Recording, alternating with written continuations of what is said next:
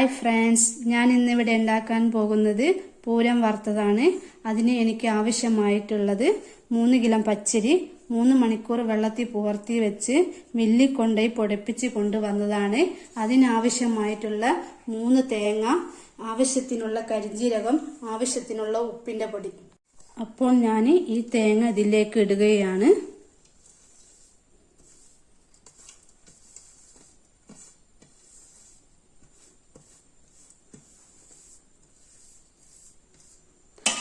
അതിനുശേഷം കരിഞ്ജീരകം ആവശ്യത്തിനിടുക.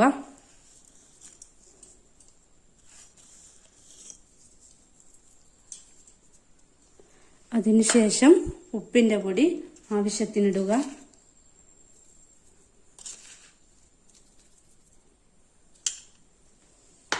ഇനി നമ്മൾ ഇത് 15 മിനിറ്റ് നന്നായി മിക്സ് ആക്കാം.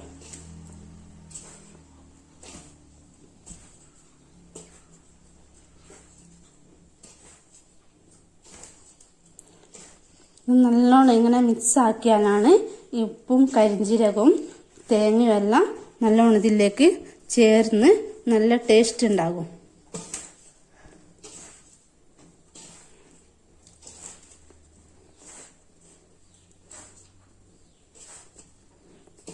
നന്നായി നല്ലോണം മിക്സ് ചെയ്യണം.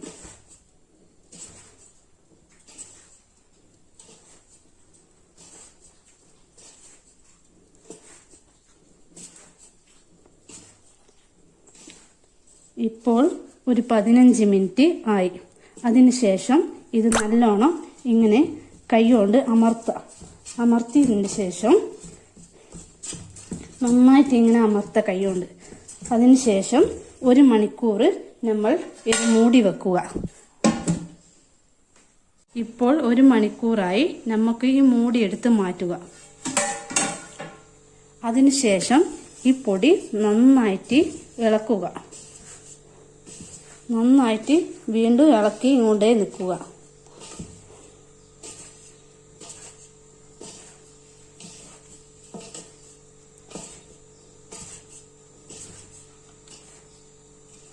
അതിനുശേഷം ഇത് നല്ലോണം വറക്കണം.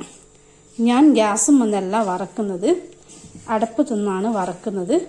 കാരണം ഇത് പൊടി കൂടുതലുള്ളതുകൊണ്ട് നിങ്ങൾക്ക് എന്തുമെന്നും വറക്കാം, അത് നിങ്ങളെ ഇഷ്ടം. ഇപ്പോൾ തീ കത്തിച്ച് അടുപ്പത്തേക്ക് വട്ട വെച്ചിട്ടുണ്ട്. ഇത് നന്നായി ഇളക്കുക.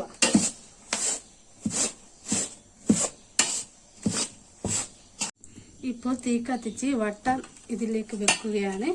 ഇത് നന്നായിട്ട് ഇളക്കുക. ഇളക്കിയും കൊണ്ടേ നിൽക്കുക. കാരണം പൂരം വറുത്തത് നല്ലോണം ഇളക്കണം.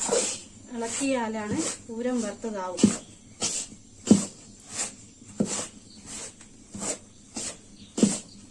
കൈ വെക്കാതെ ഇങ്ങനെ ഇളക്കി കൊണ്ട് നിൽക്കുക.